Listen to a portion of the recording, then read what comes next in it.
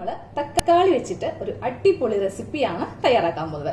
ഞാനിപ്പോൾ ഇവിടെ 1.5 കിലോ നല്ല പഴുത്ത തക്കാളിയാണ് എടുത്തിരിക്കുന്നത്. അപ്പോൾ നിങ്ങൾ വാങ്ങിക്കുമ്പോഴും നല്ല കളറുള്ള, അതായത് നല്ല പഴുത്ത തക്കാളി നോക്കി വാങ്ങിക്കാം. പച്ച തക്കാളി ആരും എടുക്കരുത് കേട്ടോ. അതുപോലെ തന്നെ 1.5 കിലോ വാങ്ങിക്കാം. അപ്പോൾ നമുക്ക് ആദ്യമേ തക്കാളിയുടെ ഈ ഭാഗമൊക്കെ ഒന്ന് കട്ട് ചെയ്ത് കളഞ്ഞിട്ട് ഇത് 4ആയിട്ടൊന്ന് കട്ട് ചെയ്ത് അങ്ങോട്ട് എടുക്കാം. ഇപ്പോൾ ഇതാ തക്കാളി എല്ലാം ചെറുതായിട്ട് ഇങ്ങനെ ഒന്ന് കട്ട് ചെയ്ത് കൊടുത്തിട്ടുണ്ട്. നമുക്കിനി ഇതൊരു കുക്കറിലേക്ക് ഇട്ട് കൊടുക്കാം. അപ്പോൾ ഇതാ കട്ട് ചെയ്ത തക്കാളി എല്ലാം കുക്കറിലേക്ക് അങ്ങ് ഇട്ട് കൊടുക്കാം. ഇപ്പോൾ തക്കാളി എല്ലാം കുക്കറിലേക്ക് ഇട്ട് കൊടുത്തിട്ടുണ്ട്. ഇനി നമുക്ക് ഇതിലേക്ക് ഒരു ചെറിയ കപ്പ് വെള്ളം ഒഴിച്ചു കൊടുക്കാം. ഇനി നമുക്ക് മൂടിയടിച്ച് സ്റ്റൗവിലേക്ക് വെക്കാം. ഒരു 4 വിസിൽ വേണം നമുക്കിതൊന്ന് വെന്ത് കിട്ടാനായിട്ട്.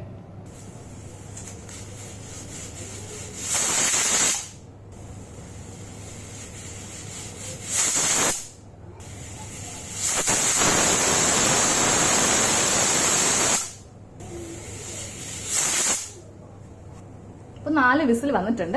നമുക്കിനി ഫ്ലെയിം ഓഫ് ചെയ്യാം. അപ്പോൾ 4 വിസിൽ വന്നതിന് ശേഷം ഇപ്പൊ തന്നെ ഇതിന്റെ മൂടി ഓപ്പൺ ചെയ്യരുത്. ഇതിന്റെ എയർ എല്ലാം പോയതിനു ശേഷം നമുക്ക് ഈ കുക്കർ ഒന്ന് തുറക്കാം. ഇനി നമുക്കൊരു ചെറിയ ബൗൾ എടുക്കാം കേട്ടോ. ഇതിലേക്ക് നമുക്ക് 2 വലിയ സ്പൂൺ കാശ്മീരി മുളക് പൊടി ചേർത്ത് കൊടുക്കാം. അപ്പോൾ സാധാ മുളക് പൊടി ചേർക്കരുത്. കാര്യം നമ്മൾ ഇന്ന് ഉണ്ടാക്കുന്ന റെസിപ്പിക്ക് നല്ലൊരു കളർ വേണം. അതുകൊണ്ടിട്ട് കാശ്മീരി മുളക് പൊടി തന്നെ നമുക്ക് ആവശ്യമാണ്. അത് നമുക്കൊരു ബൗളിലേക്ക് ഇട്ട് കൊടുക്കാം.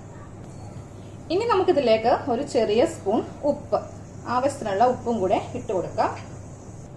ഇനി നമുക്ക് ഇതിലേക്ക് ഒരു 1/2 കപ്പ് വൈറ്റ് വിനീഗർ, നമ്മൾ സാധാരണ കറിക്കൊക്കെ ഒഴിക്കുന്ന സിന്തറ്റിക് വിനീഗർ ആണ് ഇതിലേക്ക് ഒഴിച്ചു കൊടുക്കേണ്ടത്. അതും 1 കപ്പിന്റെ പകുതിയെ ഒഴിക്കാൻ പാടുള്ളൂ കേട്ടോ. ഇതിലേക്ക് അങ്ങ് ഒഴിച്ചു കൊടുക്കാം. ഇനി ഇത് നന്നായിട്ടൊന്ന് മിക്സ് ചെയ്ത് കൊടുക്കാം.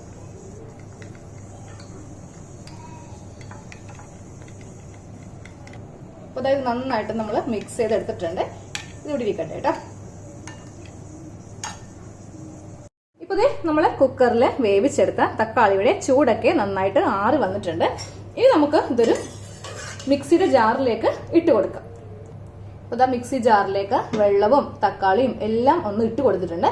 ഇനി നമുക്ക് നന്നായിട്ട് ഇതൊന്ന് അടിച്ചെടുക്കണം. ഇപ്പോൾ തക്കാളിയും വെള്ളം കൂടെ മിക്സി ജാറിൽ നന്നായിട്ട് ഇതുപോലെ ഒന്ന് അടിച്ചെടുത്തിട്ടുണ്ട്. ഇനി നമുക്ക് ഇതൊരു അരിപ്പ വെച്ചിട്ടൊന്ന് അരിച്ചെടുക്കാം. നമുക്കിത് ഒരു സ്പൂൺ വെച്ചിട്ട് ഇങ്ങനെ ഒന്ന് ഇളക്കി കൊടുക്കാം കേട്ടോ. അപ്പോൾ ഇതുപോലെ നമുക്ക് തക്കാളിയുടെ ആ ഒരു പേസ്റ്റ് അങ്ങ് കിട്ടും. അപ്പോൾ ഇതിൻ്റെ ആ ഒരു തൊലിയും ഒക്കെ നമുക്ക് ഈ അരിപ്പയിൽ അങ്ങ് കിട്ടുകയും ചെയ്യും.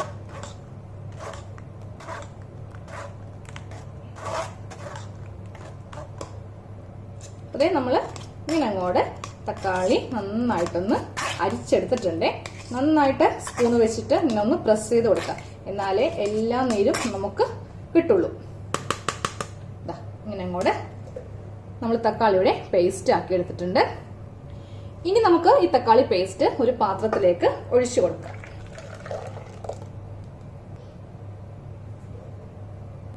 ഇനി നമുക്ക് ഇതിലേക്ക് നമ്മൾ ആദ്യമേ കലക്കി വെച്ച മുളക് പൊടി, വിനീഗർ, ഉപ്പ്, ഈ ഒരു പേസ്റ്റ് ഇതിലേക്ക് അങ്ങ് നമുക്ക് ഒഴിച്ച് കൊടുക്കാം.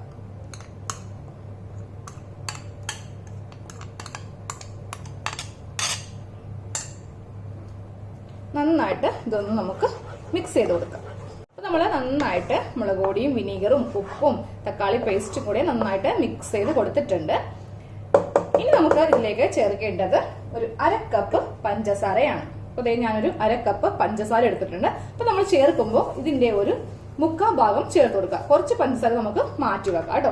ഇനി ഇതും കൂടെ നന്നായിട്ട് നമുക്കൊന്ന് ഇളക്കി മിക്സ് ചെയ്യാം.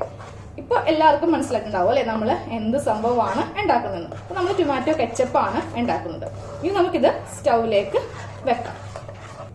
അപ്പോൾ ഞാൻ സ്റ്റൗവിലേക്ക് വെച്ച് കൊടുത്തിട്ടുണ്ട്. ഹൈ ഫ്ലെയിമിൽ തന്നെയാണ് വെച്ച് കൊടുത്തിരിക്കുന്നത്. നമുക്കിതെല്ലാം കൂടെ നന്നായിട്ടൊന്ന് ഇളക്കണം. അപ്പോൾ നമ്മൾ ഈ പാത്രം സ്റ്റൗവിലേക്ക് വെച്ചിട്ടുണ്ട്.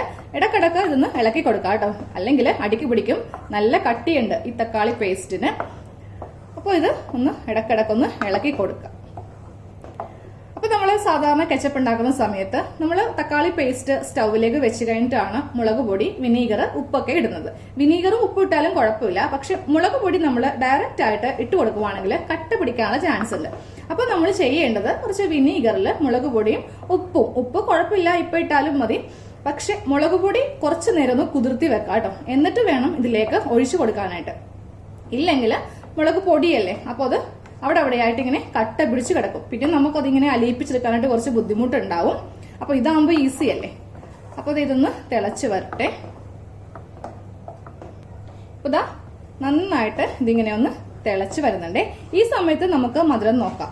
മധുരം നിങ്ങളുടെ ഇഷ്ടത്തിനാണ് ഇട്ട് കൊടുക്കേണ്ടത്. അപ്പോൾ ഞാനിപ്പോൾ നോക്കിയപ്പോൾ കറക്റ്റ് ആയിട്ടാണ് എനിക്ക് കിട്ടിയിരിക്കുന്നത്. അപ്പോൾ അതുകൊണ്ടിട്ട് ഞാൻ ഈ ബാക്കിയുള്ള പഞ്ചസാര ഇതാ നന്നായിട്ട് ഇതൊന്ന് തിളച്ച് വരുന്നുണ്ട്.